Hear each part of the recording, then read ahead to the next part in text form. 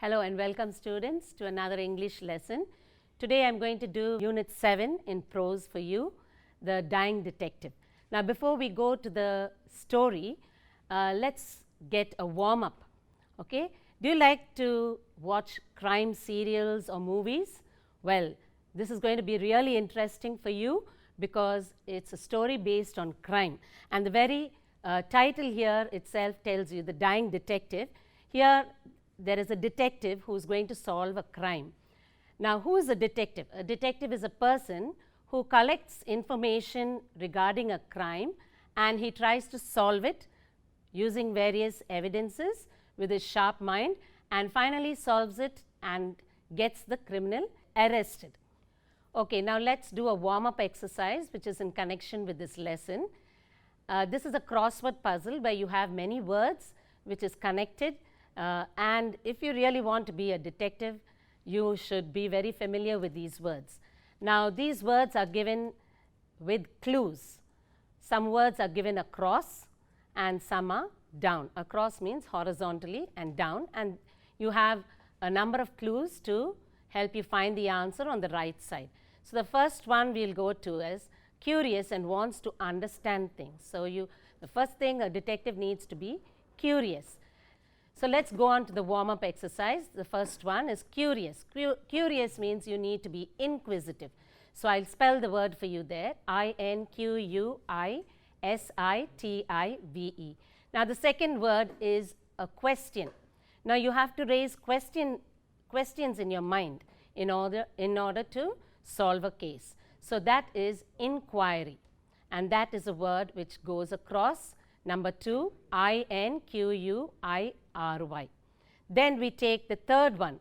The third word is related to the mind downwards, mental, M-E-N-T-A-L. That means you have to do a lot of thinking.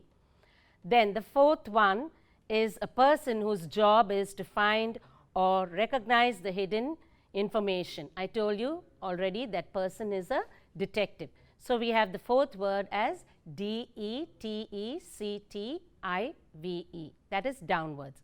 Number 5, something which is unimaginable, that is inconceivable, something that you can't think of. So, you have to think of various things in order to solve the mystery. I-N-C-O-N-C-E-I-V-A-B-L-E. Then we go to number 6, to examine all the parts of something in order to understand it. Now, in order to understand it, we have to analyze the problem, or we have to analyze the case. So, A-N-A-L-Y-S-E. Then going to number 7 is to look closely at something.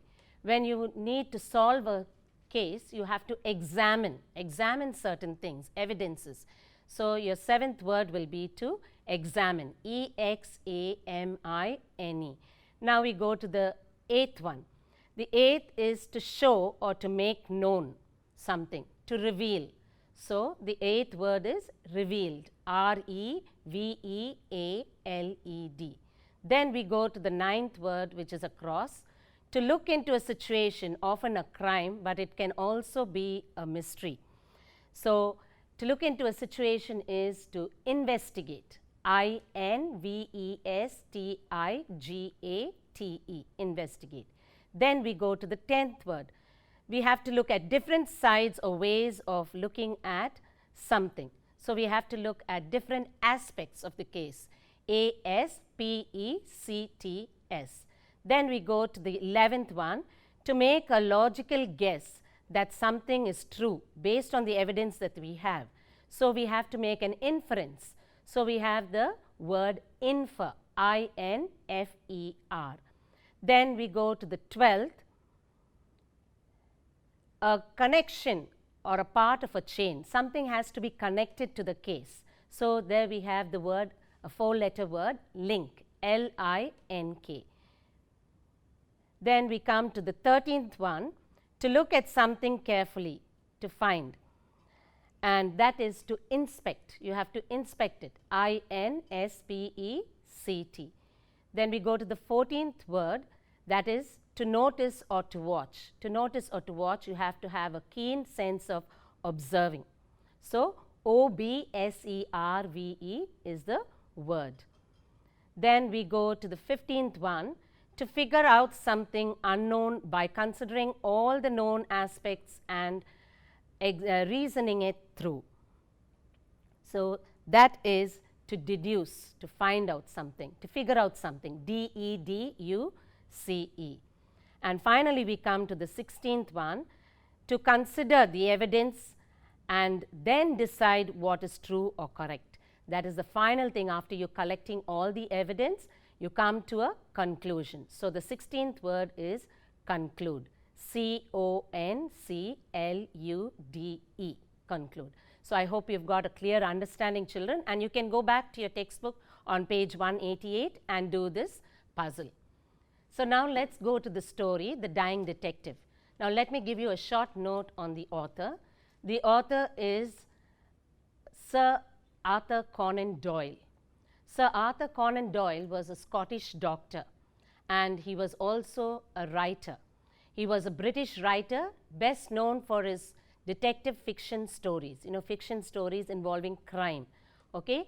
And he developed a character for himself, the most famous Sherlock Holmes. I think you would have read stories or you would have seen on the TV detective stories on Sherlock Holmes. Now, Sir Arthur Conan Doyle was a Scottish doctor and an author.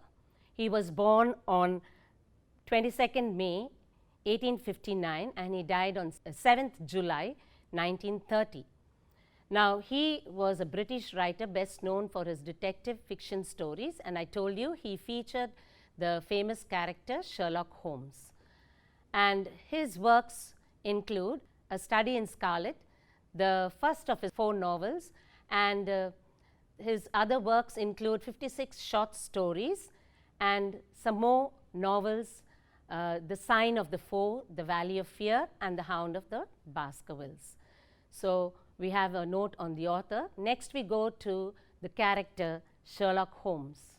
Now, Mr. Sherlock Holmes, the famous detective created by Sir Arthur Conan Doyle, is a very brilliant person, and he is very good at solving crime cases.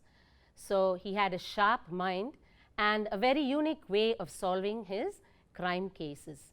And he did it very logically and very tactfully. He was able to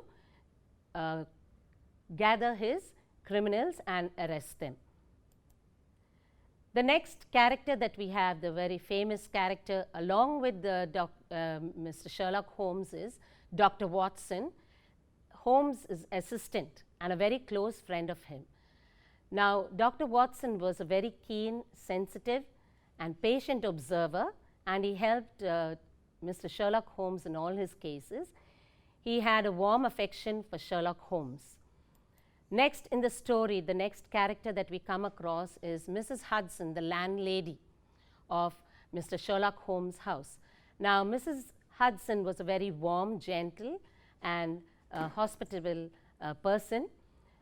She had a very good nature, and she was very fond of Sherlock Holmes and very concerned about him. Next, we have the character in the story, Mr. Culverton Smith. Here, he is an important character because the story involves him a great deal. Then we have Inspector Morton, the police officer who is needed on the crime scene to arrest the criminal. And finally, we have Victor Savage, who is the nephew of Mr. Culverton Smith. And this person, Victor Savage, happened to die mysteriously with an illness, and it was done in such a way that the illness was injected into him, which caused his death. And that's why we have the story of The Dying Detective, where we are able to find out who is the person behind the murder of this nephew of Mr. Culverton.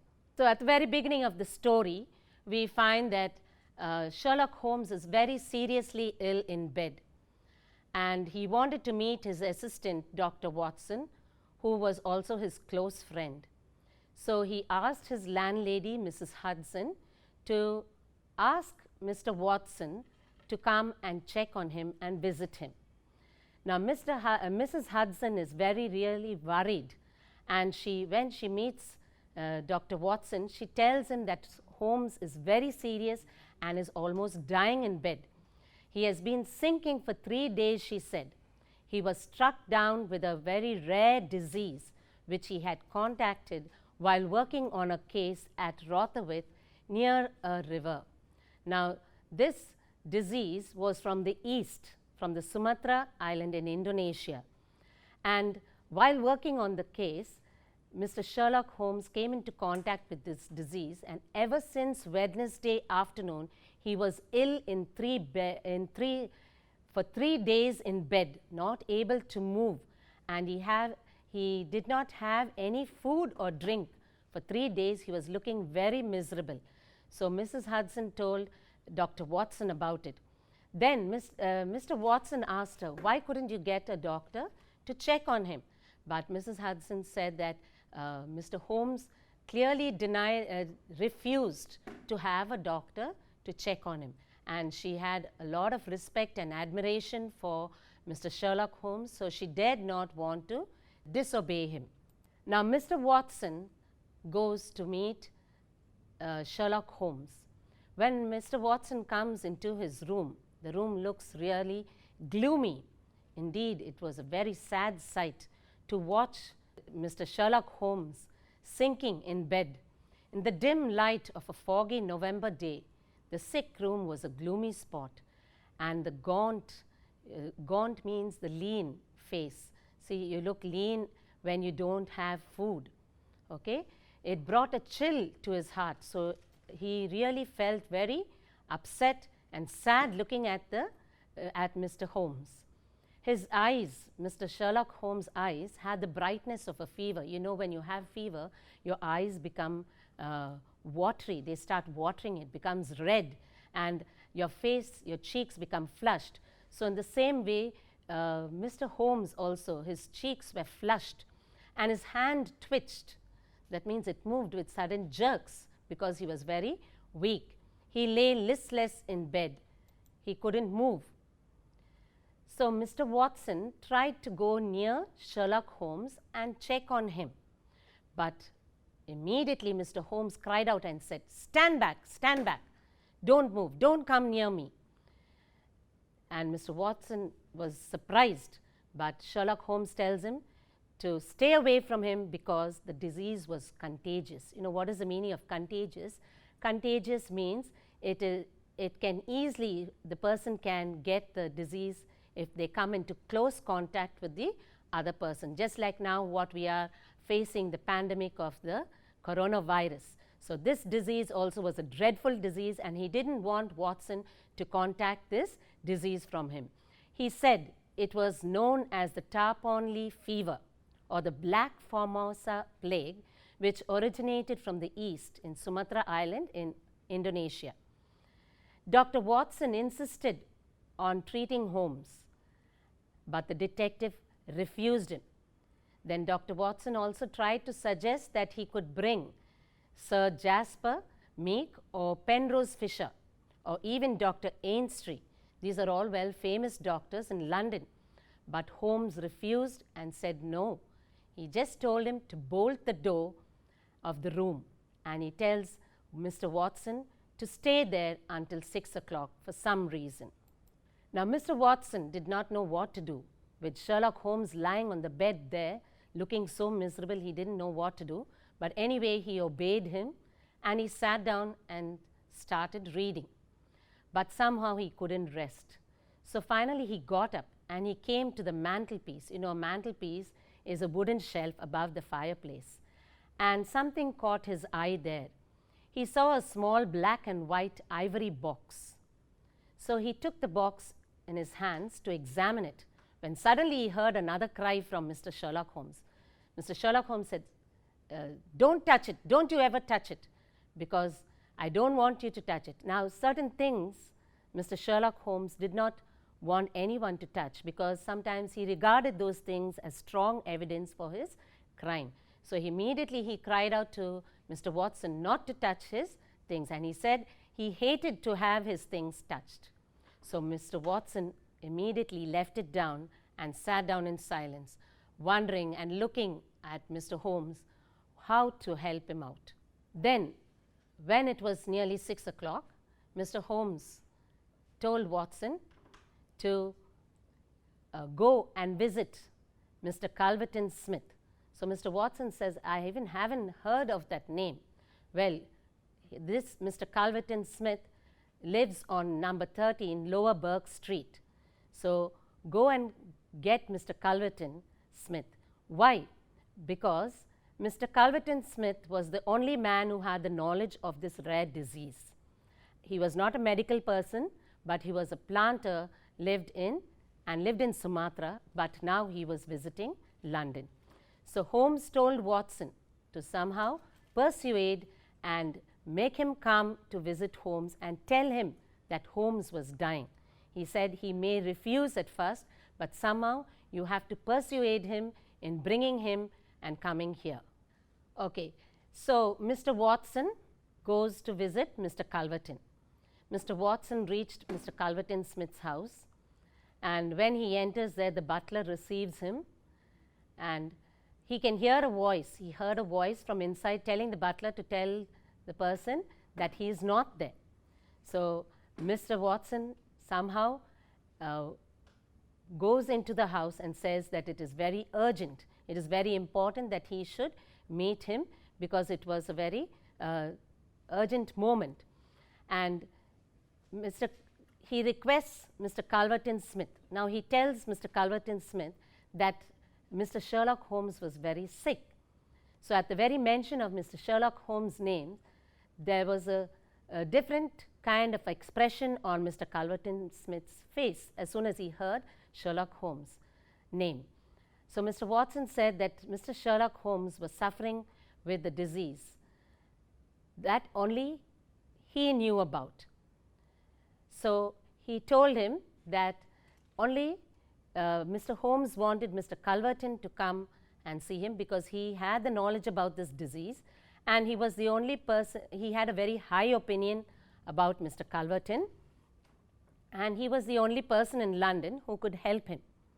So at first Mr. KalviTV Smith refuses, but on Watson's persuasion, he finally agrees to come. Now they both go back to Mr. Holmes' house.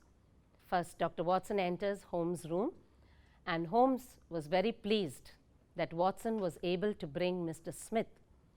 But he tells him, he instructs him to go and hide in the next room behind a screen.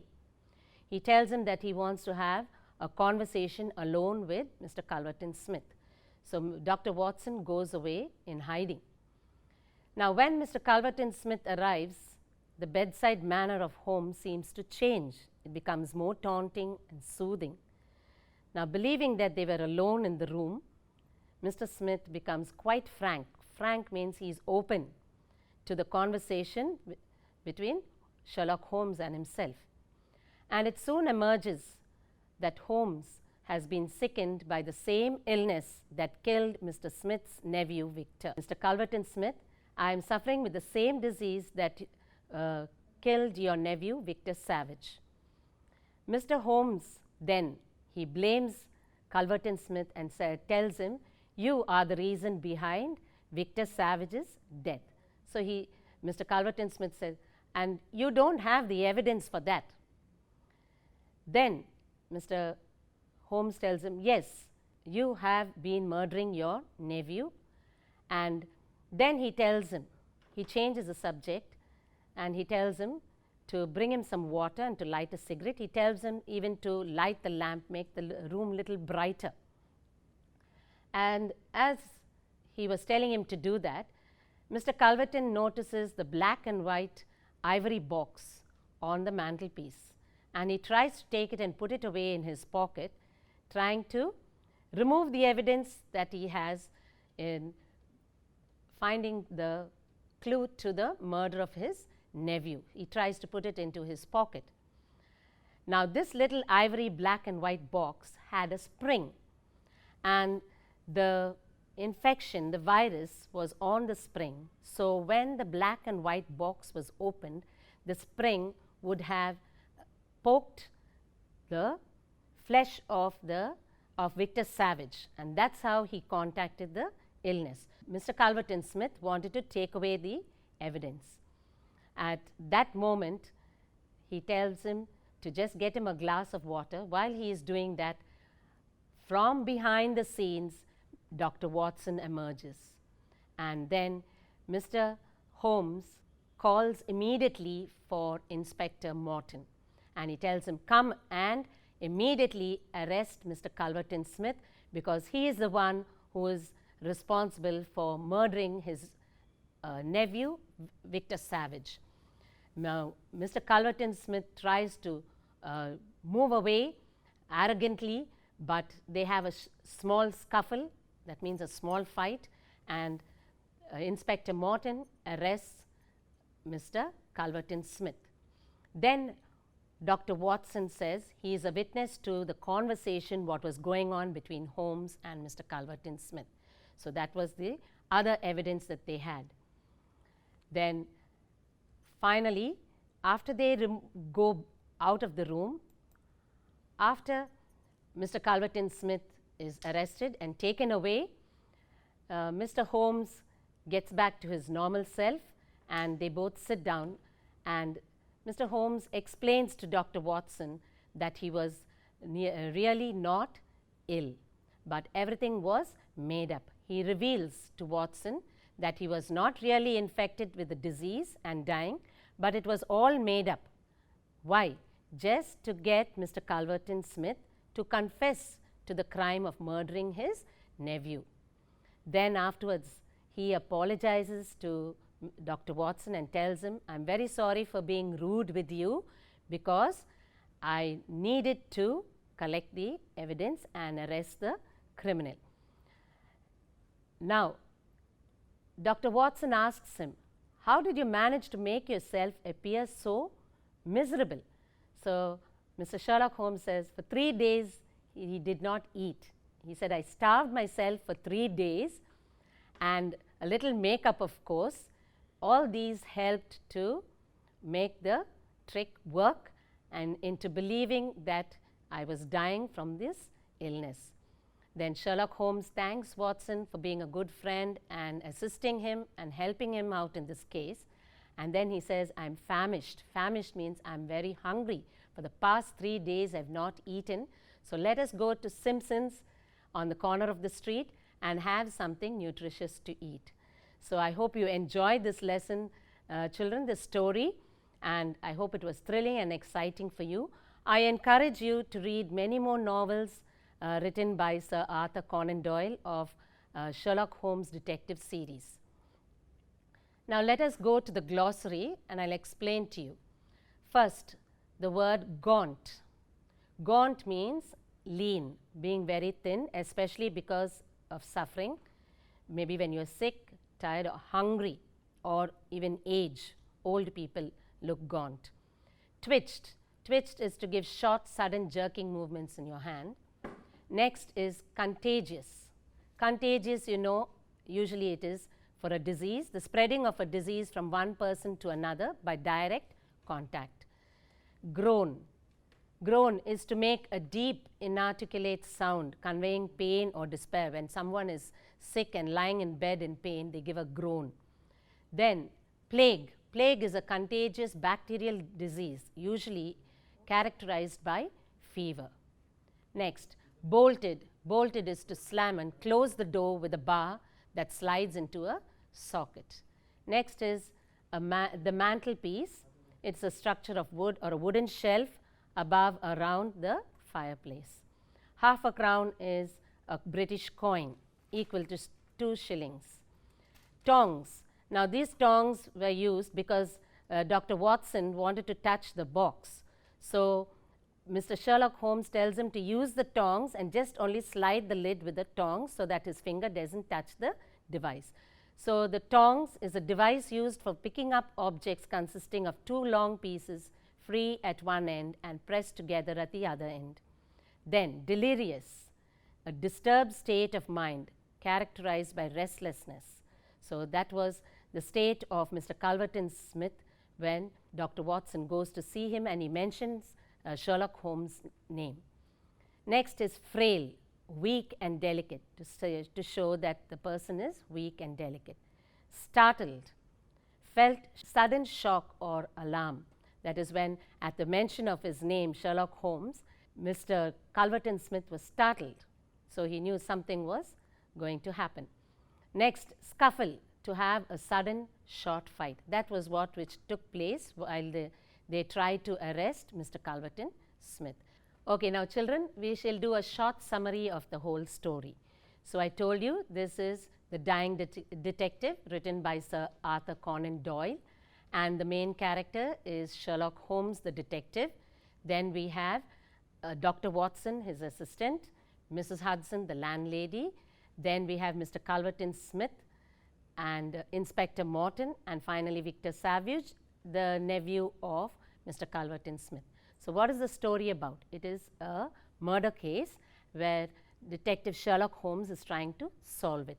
So Mr. Sherlock Holmes seems to be ill with a rare disease, and he doesn't want anyone to inspect him. Only when Dr. Watson comes, he asks his landlady to call Dr. Watson, his close friend. And when Mr. Watson comes, he wants to check on him, but Sherlock Holmes says not to check on him, but he wants him to go and get a person named Culverton Smith who had a knowledge about this disease. And Dr. Watson goes and fetches Mr. Culverton Smith, and there the story evolves around where Mr. Culverton Smith is questioned by Mr. Sherlock Holmes, and he tells him that the same disease that he has was infected by his nephew, and his nephew died because of this, and Mr. Culverton Smith was the cause of his nephew dying for this disease. And how did it happen was through a small black and white ivory box which had a spring and had the infection on it. And finally, Mr. Culverton Smith confesses to his crime while Dr. Watson is listening to their conversation, and Inspector Morton arrives on the scene, and Mr. Holmes tells Inspector Morton to arrest Mr. Culverton Smith.